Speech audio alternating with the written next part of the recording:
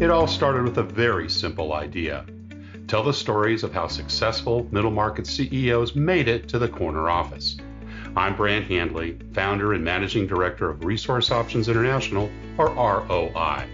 We're the USA's premier executive search firm focused exclusively on empowering middle market companies to attract, hire, and retain A players while transforming top executives' careers and lives.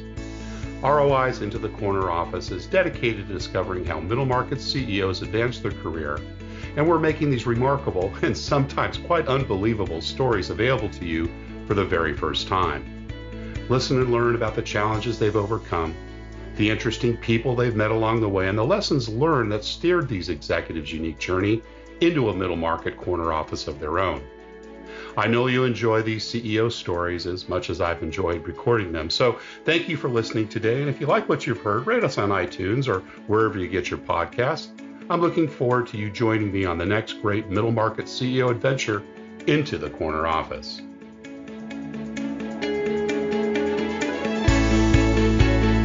Today, my guest is Mary Jessie, CEO of Mobile Technologies, Inc., or MTI. Mary is an American technology and media pioneer, having led early work on several groundbreaking innovations in influential technologies in the late 20th and early 21st centuries. Mary is a proven business executive, strategist, and inventor in wireless and immersive media, with over 30 years of business leadership experience. She uniquely combines deep technical comprehension with business acumen to drive strategy and long-term vision and leads execution to deliver substantial value. She values integrity, company culture, sustainability, and diversity as key factors of success. She has served both in the C-suite and as a board director, consultant, and advisor for privately held and publicly traded companies, from early-stage startups to Fortune 500 across a variety of industries. She holds both bachelor's and master's degree in electrical engineering and holds 19 technology-related patents. Mary is a frequent advisor, speaker, and writer on technology, innovation, and diversity, and is passionate about supporting underserved populations in STEM, technology, and business. Mary Jessie, welcome into the corner office. Thank you very much. Great to have you here. I know we spoke a few weeks ago and just so excited to have you here. And, obviously you've got such a unique background, having become an engineer so early in your career, having worked in pretty much a male-dominated industry for most of it. And of course, so few women at the CEO of middle market companies. So I know we always get a spike in listenership, and all the women that are out there listening today, I'm sure are waited with bated breath to hear about your career. So welcome. Thank you.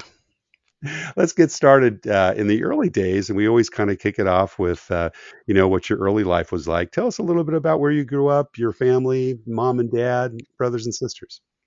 Yeah. So I grew up in the Bay Area in San Jose. I feel like I was one of the few people that actually was born and raised in, Silicon Valley before it was Yeah, Silicon Valley.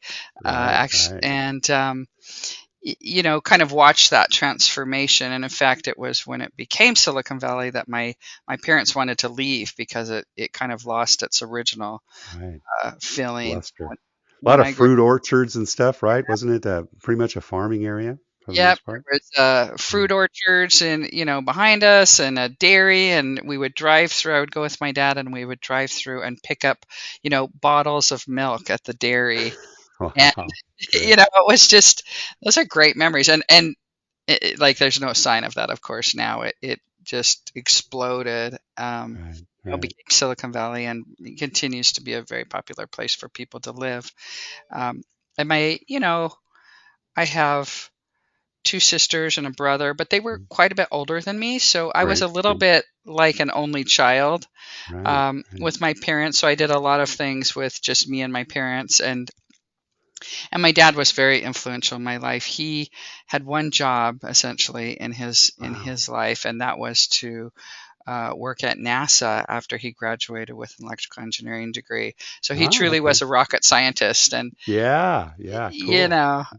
in those at that time. I mean, when there was an event, a launch of a rocket into space, I mean, it took the nation Oh, yeah. attention.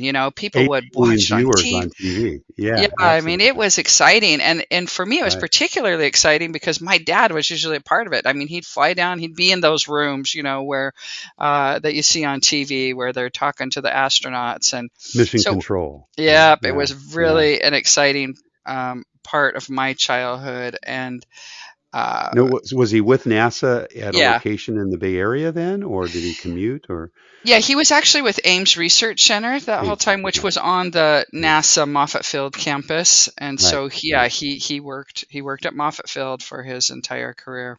Cool. Cool. What about Yeah. mom? My She worked mom in the home. was, she was a kind of a free-spirited, uh, you know, really interesting person that was always learning and studying. And, she participated in the schools and she had different jobs and, just a really cool positive person. They were Yeah. really kind of opposites, right? She was just this, complete free spirit, and he was just your very serious, quiet engineer.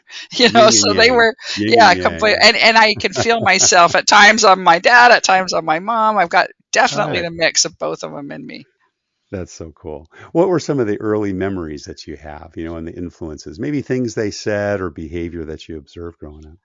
Well, there's, one thing that is a really strong memory is is that when I was young, and I think it was in the evening, my dad took me to his work, and he sort of Ah, toured me around, Moffett Field and the big hangars, and in his office, and it was just me and him, and walking through, and I can remember him walking me into this one room that was maybe the size of my office now or something, and it was filled with computers, right? mm. And to think back on that, my They probably had the phone. computing power of about of our laptops today, right? Oh, not even that. I mean, Not even my that. phone's probably more powerful than multiple of those rooms. I mean, but it was just fascinating, seeing all these Yeah, machines and, seeing the big hangar and just, I don't know. I guess it being exposed to things when you're young, it yeah, really can have a big impact. And sure. I tried to, with my children, I tried to just not force them to do anything, but just let them get exposed to lots of things, right? Right, Like they right. don't know they like it. They don't even know it exists unless they see it. So That's right. just letting people see things, I think that is really important. But I share a love of science and technology with my dad, and Yeah. he encouraged that, which was really nice. So do you think you kind of got that engineering bug at a pretty early age, it sounds like? Yeah, he did. I mean, he helped me with science fair projects and, Sure. those kind of things. I was the only one of the children that actually became an engineer. So I think, it was kind of his last hope. Maybe he was like, okay, maybe This this is one the will do one. it. It's my last shot. I love it. Yeah. Were you a good student in school? Yeah, I loved school. I Yeah. loved Right. math. I love Right. science, and I just, I'm one of those people that love school. I still Yeah. love school. Like I take classes. It's one of those things. If I was retired, I'd probably go back to school because I Sure. really enjoy learning. I also enjoy learning in a structured, environment. Yeah. It's, I'm Yeah. just wired that way, I guess. Any other activities you got involved with? Sports, music, class, Yeah, I mean, I was a swimmer, right? So I was uh-huh. Oh, cool. captain of the swim team and competed in Yeah. swimming and diving and always a fish when I was little, right? And Right. Right. still love that. And music's, I love music so much Mm. and played Did piano, you guitar, play? wrote Yeah. Play music. piano. Yeah. Yeah, Right. was in Right. bands, did that whole thing. I tell people, and it's really true. There was a point in my life where I had to decide, am I going to go be a rock star or am I going to go be an electrical engineer? And the practical There's side of the me, yin. There's the yin and yang again, right? So it mom had is. some influence there. I love that. Yeah, I'm Yeah. very practical, pragmatic, and so I opted for the engineer, always thinking, well, maybe Right. sometime I can, go be a rock star later. I love it. And what about entrepreneurial things? Were there things that you did that, kind of created some extra spending money growing up, or was that not one of your goals? Oh my gosh. So, the entrepreneur thing is very interesting because you hear this debate. Do they learn to be an entrepreneur or are Right. they born an entrepreneur? And Right. Right. I very much believe, at least in my case, I was born to be an entrepreneur. Yeah. I Right. had businesses from the time I could remember. I mean, No I kidding. did Like what? everything. Tell us about a I couple of them. I love I it. mean, I sold things. What was funny is you didn't have the internet, right? You didn't have all these things. So there Right. were Sure. magazines, and in the back of magazines, there'd be these little ads, Right. that you could Right. mail away for some. I remember one was a perfume making kit that you could make your own perfume and sell perfume, and one was like a soap making kit. And then, of course, you'd try to draw the little figurine and maybe become an artist. And I did all kinds of things in the neighborhood. We had huge fruit trees. Our backyard was just an Mm, orchard, and we yeah. had this big pomegranate tree. And so I would, pick all the fruit, and I had a fruit selling business. I would, a neighbor had chicken and eggs, so I sold their eggs as a business. I mean, I I was love it. always having a business. I mean, from really like kindergarten on up, That's great. and so That's when great. people started that debate with me, like, "Oh, are you born an entrepreneur?" Nobody told me to do that. No. Nobody No. showed me how to do that. It was just instinctual, Yeah. and I was just driven to do it. And I really, my grandfather was an entrepreneur. My kids are entrepreneurs. I have to believe that There's some it, DNA there. that there's Definitely. DNA there. Absolutely. Yeah. I love it. Well, what'd you do with all that extra pocket money then? Was there some special vices you had growing up? It was mom and dad, so you had to put it away for college? Where did it all go? Yeah, it's funny. I found a way to spend most of it. I mean, I had a Most big of us do. album collection and a turntable, and that Right, was one right. of the Lots of bigger LPs. bigger Yeah. things. I have to tell you about this one. It was very funny. So marbles were very popular in Oh, elementary yeah, school, yeah. and my neighbor uh, he had a job where he repaired televisions. Like he took a train to some like San Francisco or something, and he worked for some television repair place. And I saw in his garage he had these steel ball bearings, and those were like the most valuable kind of marble thing you could get. So I gave him money Sure. and I said, "Can you go buy me some of those? Can you bring me back some of those?" And Right. I would take him to school, and I would literally go to school in the morning with my pockets filled with marbles and ball bearings, and I would come back with my pockets filled with Poor money. guy. I mean, it was so fun. And the school, one day I was sitting in class and they announced, were banning marbles from the school Oh because parents were gosh, you got found complaining that out. their kids were losing all their money at school. And I Went just home like with all these I sunk marbles. down in my chair, like, I wonder what that's about. They're not talking about me, are they? Oh It was goodness. funny. I love it. That's great. So you went on to the University of Utah, right? Got your Bachelor of Science in Engineering. Tell us about the selection of that school, because growing up in the Bay Area, you've got Berkeley, you've got Stanford, you've Yeah, got a lot of very strong engineering backgrounds. So what encouraged you to go there?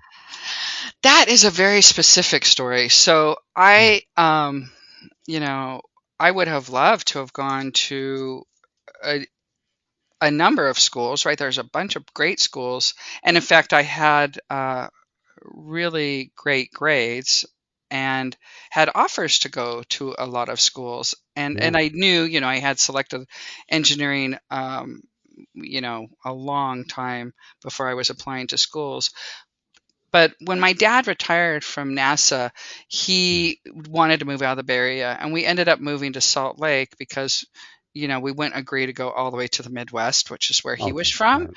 So it was Yeah, kind of a compromise, because my mom was yeah, from Salt Lake, and her mom was ill, and so we said, okay, we'll move there. And I was the last one home.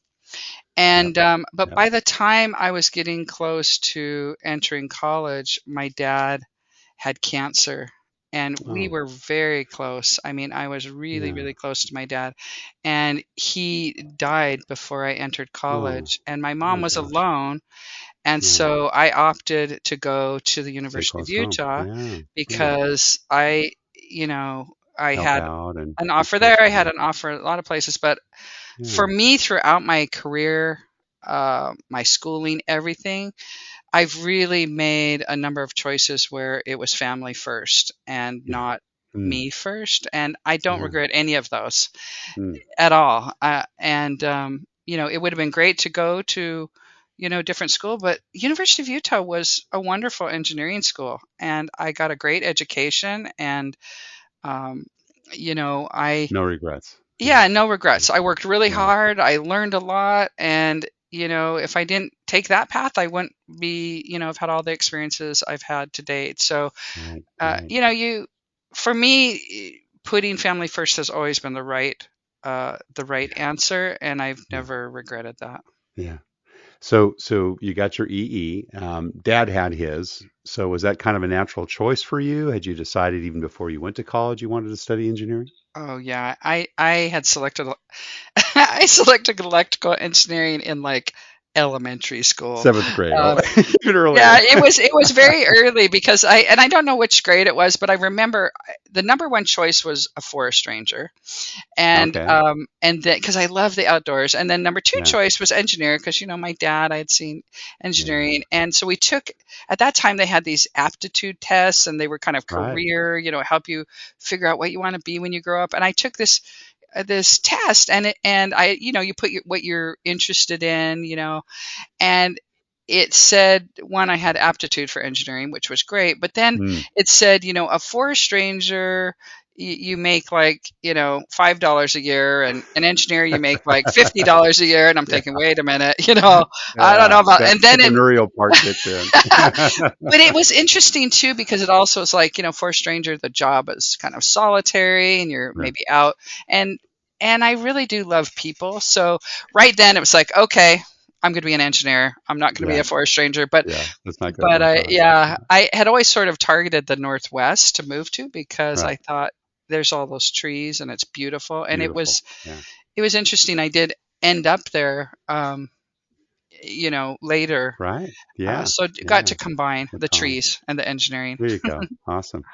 You went on to get your master's. Now, did you do that right after you got your undergrad, or was there some work in between?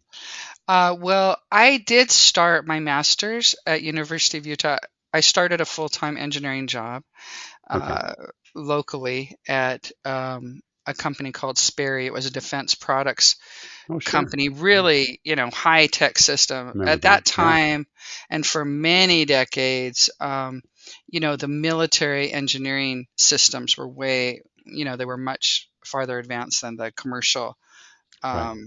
commercial systems. And today, I'm sure there are technologies, of course, that are more advanced, but the commercial industry just has driven so hard and so fast, and Right. technology has taken off. But at that time, all the cool stuff was happening in the military Yeah. systems, and so and a professor that I had worked there, and so he had hired me, and a couple of other people as engineers when we graduated. And again, I had the option. I had multiple job offers when I graduated, Right. and opted again because my mom was there to stay Stay there. local. Yeah. Yeah, to stay local. And I almost finished my master's degree, and then I got an opportunity to go back to the Bay Area. Uh-huh. And by this time, my brother had moved into the area, so he could, you know, Pick kind of up the take the baton. reins, right, for Yeah. my Yeah. mom. And so Yeah. I moved back to the Bay Area, and I basically repeated all of my master's Oh, work. gosh. But it was okay. Yeah. I went to Santa Clara University, which my sisters had gone to, and it was kind of it's a beautiful Great school. campus. Oh, Private school. it's a Yeah. private school. Yeah. It's an old mission, Yeah. and Oh, it's Jesuit. just It's Jesuit yeah. still, all right? It has Yep, a it's a Jesuit Jesuit root. school, Yeah. but it's an old Spanish mission, and it's just a beautiful campus, and it was Yeah. nearby, right? Um, I had that practical.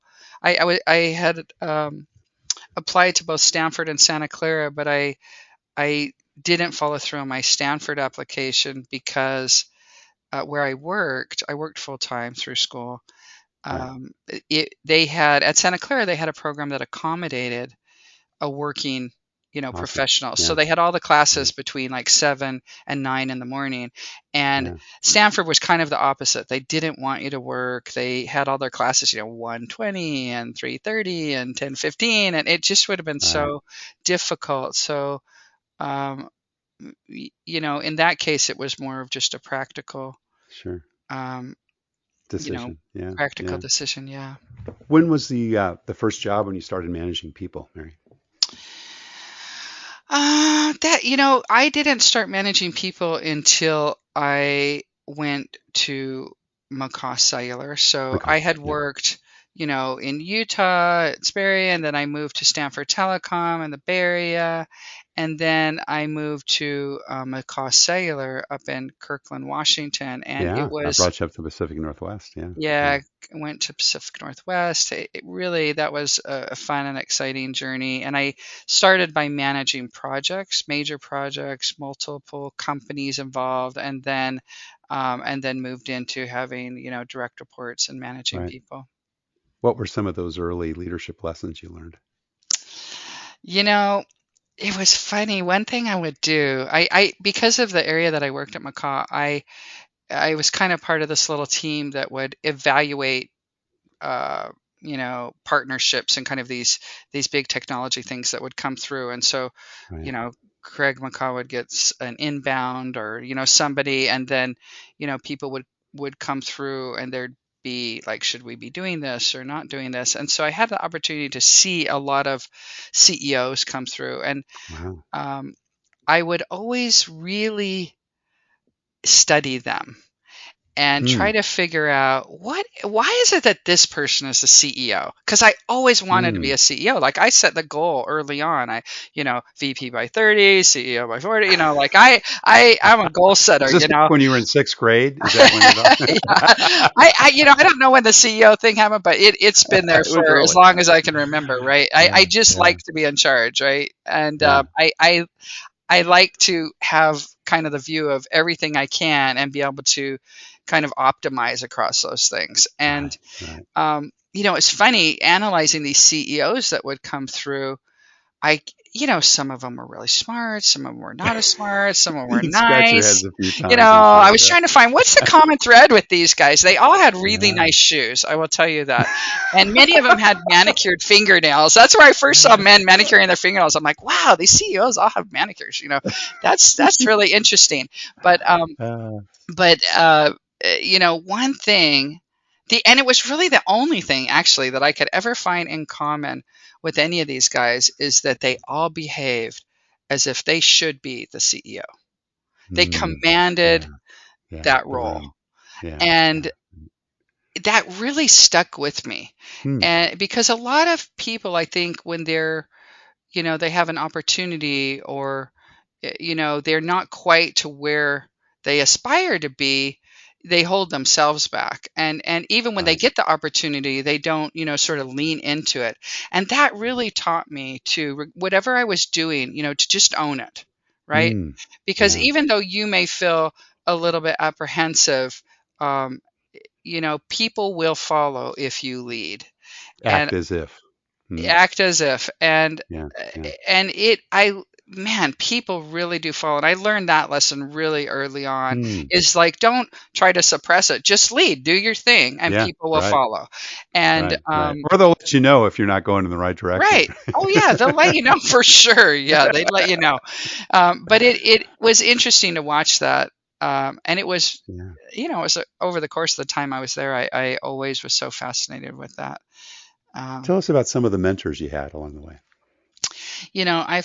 I've been very blessed with wonderful mentors. I've had a few really long time mentors, and Yeah. I will tell you that they were um, mostly all men. And the Yeah. I was reason going to that ask is, if they're males or females, yeah, but because yeah. there just weren't any women that were Well, in, executive roles, or, in technology, or part of the C-suite that could be my mentor, right? And so, well, even in engineering, I think you were telling me back in those days in Utah, when we talked before, you were one of the only women in the yeah. engineering classes, right? Oh, For the most yeah. part. Yeah. Yeah, they Yeah. all knew your name, and you didn't know very many people's names, right? Right. Right. Um, but the men Yeah. that mentored me all had either, most of them had daughters, right? So they kind of Right. were Right. almost fatherly figures, but they also had Yeah. really strong relationships with their moms. And so there was this, kind of predisposition, I think. Affinity. Yeah. Yeah. Yeah. And so I had some wonderful Mm. mentors, and I think mentors are really important. And I've tried to mentor as many, you know, mostly women, because I think it's Right. harder for women to have senior mentors. It But is. Yeah. sometimes men as well. I mean, anyone, if I can help them, I try to help them. Right? If I can Yeah. encourage them, Yeah. particularly in STEM, in education, in Right. business, life. I think it's hard for young people, and we kind of have an obligation, in my mind, to give back Yeah. and help support Yeah. people. Any specific mentoring lessons that you recall from, 10, 15, 20 years ago? Well, one of my longest mentors was somebody that it was the first time I'd really seen this, and I've seen a couple of people since, but he was, probably one of the best. He was so calm, right, and Mm. pleasant. And he Yeah. could tell you, you messed that up terribly, but just in the nicest possible way.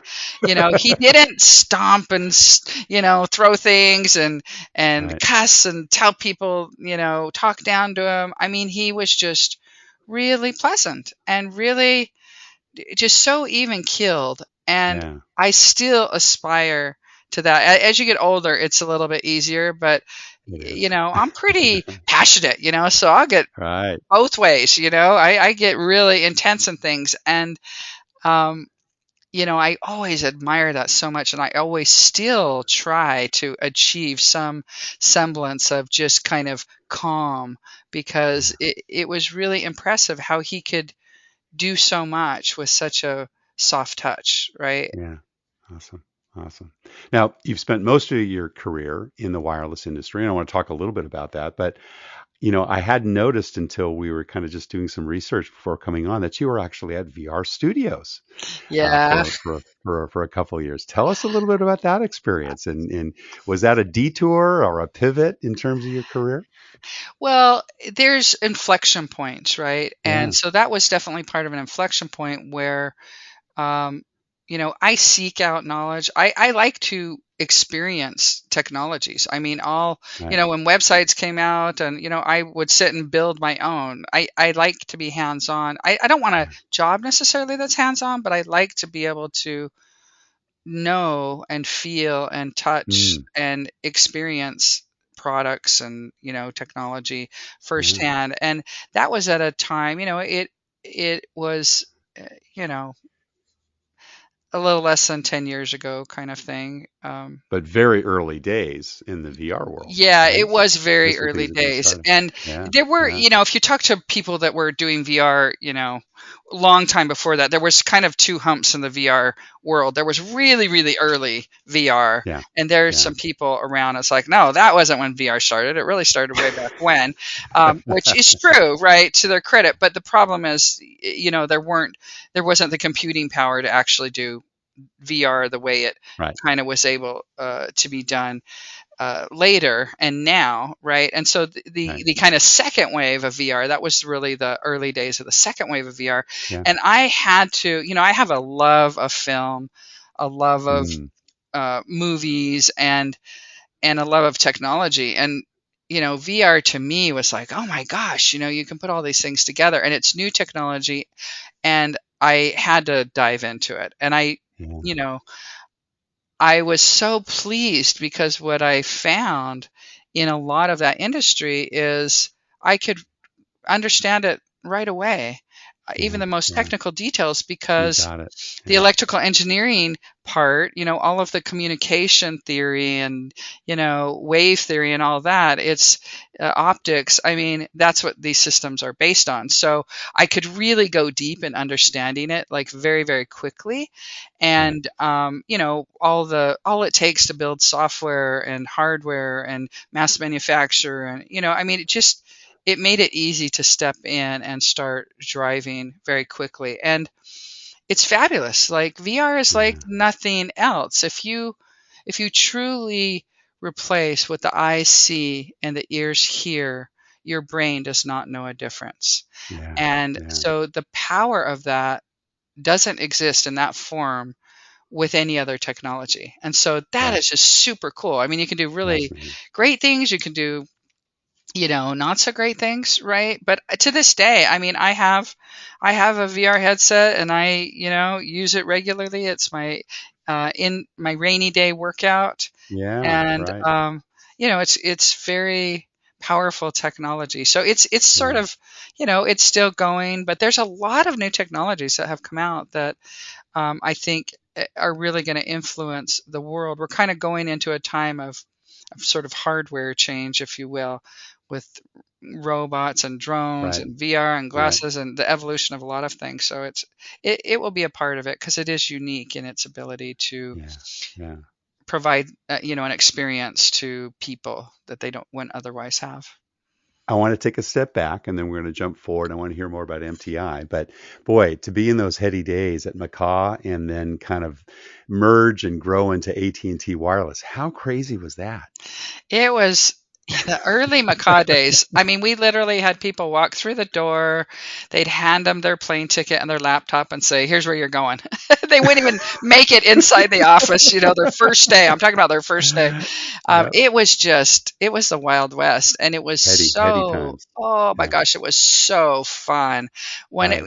I like to tell this story about, I would be out doing system integration and kind of launching new technologies. And, we'd work with the actual networks in the field. So you'd Right. have to go places to do that with, real customers. And but some of that was really early where people didn't, cell phones weren't common. Most Right. people had never even seen one. That's right. And I remember Or they're the size of a brick that you couldn't carry around yeah, I anymore. mean, that was like actually better. Like that was when they were sort Yeah, of that was starting to later get, even. yeah, Yeah, right, smaller, right. right? They didn't Yeah, start that yeah. size. They started much That's bigger. right. And Yeah. we, we had done this system integration in the Bay Area. This was actually in the Bay Area, and went to a restaurant like to have breakfast. And of course, all the people on the team had a phone because you're working for phone companies and you're building phone technology. But nobody Sure. else really had one at that point in time. And the server had set the ticket down, and we were waiting for them to come pick it up. And they had the name, like they would sign, thank you so Right. much, Right. Judy or whatever. Right. And so Right. we called the restaurant and asked for the server, and said, "Oh yeah, we're back here in the back. We're waiting for you to come pick up the ticket." And she came walking around with just this most shocked look on Look her on her face, and we face. all just fell out of the booth, just cracking up. I mean, but that's That's what it was like in those days, that's right? what it was New like, right? new technology, Yeah, right? just being able I to love it. experience and Yeah. build new Yeah. things. I tell people, I like 0 to 50. I like all throughout my whole career. Basically, I've always worked on things that have never been done before, and that's Right. what's really Right. fun. It's just do. And there's a lot of risk in that because sometimes, Yeah. hey, it's too expensive or too hard or people won't adopt it, but it's really fun. Oh my gosh, it's Yeah. really fun. So let's skip ahead. Tell us what attracted you to MTI, because that's a good segue. What's new and different and fun that had you come in? You actually came in as COO first, right? Before you came to Right. CTO. Yeah, Yeah. I was brought in to kind of look into some things to help. Maybe I can help deal with a few things with the company. And Yeah. what I found is it really touched on everything, all pieces of my experience, and all of Yeah. these areas that I loved. And that included building a great company culture, Right. hardware, software, service, products. So a lot of uh, different types of products, and I've worked on a lot of different types of products, Yeah. radio, mobile industry pieces of it as well, manufacturing, and and building a team and managing a team and Mm. leading a team and a go-to-market strategy that's going to be, effective, both relative to what you have to offer, but marries up as well as you can with the Yeah. customers, right? You Yeah. really like you want to build things that customers really want to buy and Yeah. that they're really happy to have, right? And Right. so I Right. think the opportunity for MTI to do that is really real, right? And doing new things, right? So putting together technologies where you're doing things that have never been done before, Right. and so that was super attractive. And the Yeah. people above all are they just have so much heart. Like the Yeah. team, the MTI team is just, they're people you want to be with and work with and hang out with because, it's just a great, it's a company full of great people. You operate in what, almost 100 countries. Is it mostly B2B in terms of your service? Tell us a little bit about, what the services you provide your customers. Yeah. So we are a B2B company, right? Hmm. And most of my career, a lot of my career is B2B or B2B to C. You're always doing something for Right. somebody that's then Right. serving the end Yeah. consumer. And MTI started, it's a 45-year-old company headquartered in Right. Hillsboro, Oregon, just down the street from a big Intel campus. And started with hardware, merchandising fixtures, and if you fast forward to today, those are really pretty sophisticated IoT, wireless connected um, devices that help secure products. It helps allow people to be able to access and control access to products, Mm. and largely in retail, but also in healthcare Yeah. and that the combination of the system that we're building and selling and it's getting out there in the world, the adoption's been wonderful uh, on the software and hardware side. It doesn't exist, right? Like the Right. space Right. that we're filling is new territory, and it's part of the overall world transforming digitally. So a very simple example is you think of all the metal locks and keys out there in the world. I mean, Right. really. And what one of the things that we're doing is we're replacing those with Mm. IoT connected devices Cool. that allow you to see what's going on, to control, to have that data. Everything's about Yeah. data, and Yeah. so that's really fun, and it's all over the world. It's for a lot of big amazing companies, the household brands, so that's really exciting. And we also have another part of the company, which is a global services organization. So we have field technicians in every state of the Mm. country, and Canada and Mexico, partner network throughout the world, and we go out and fix things and install things and Yeah. and Cool. and service things, and including our own products, but also beyond that. So we're like a fully self-contained, idea to total life of a product for a customer. So you're able to really really provide a complete solution to Yeah. your customers, Awesome. and that's pretty cool because it Yeah. if you make it easy, that's the goal, right? Make it as easy Right. as possible for them. Right. And then you get engagement, and then they comes very sticky, and they never leave. Right. Those principles Well, stay the that's a same. How? goal, yeah. Yeah. How many employees? How many employees, Mary? We have, Mhm. 6 to 700. It kind of goes up and down Yeah. depending Yeah. on, staffing projects. But Most the of them in Oregon, or do you have offices in other, we have locations and countries? we have offices throughout the world. The largest Yeah. concentration of employees is in the Hillsborough area, but Yeah. there's about 150 of those, uh, kind of spread around this area, and then of course multiple people throughout Right. the United States. We have a pretty substantial office in Ireland. We have a nice team in the UK. We have a team in Hong Kong. We have a small R&D office in Salt Lake. And Cool. of course, like a lot of companies, we have a lot of people that work remotely. They're not close to a home office. Sure. Sure. And perhaps a lot more so, I think, since the pandemic as well. Right? Has your workforce grown more remote over this last couple of years? Yeah, it's really, that is a topic that every Yeah. CEO just kind of pauses and goes, we are managing through that because Yeah. there are benefits to the employee and even to the company for remote work, but there's definitely, things that you Yeah. miss You out miss. if you're Yeah. not together. Exactly. And of course, we Well, it's build things. We make hardware, so there's a big part of our yeah, workforce that manufacturing you and can't do communications. that work remotely. You can't go No, fix equipment from your couch, right? You that's can't, right. That's right. assemble electronics from your living room or your den. You have to be Right. physically here. So then there's also that balance. How do you make Sure. it equitable? Yeah. But we've probably, like every company, at one point we had to send everybody home, right? So everything had to be Right. remote except the factory, and we maintained operation through all of COVID because we built essential equipment, Right. And so it's sort of unprecedented, right? And you make decisions in the best way you can to serve your employees and to Yeah. serve your customers. Yeah. And as a CEO, you're conscious of serving your shareholders as well. Right. Right. And that has been a fluid and dynamic situation.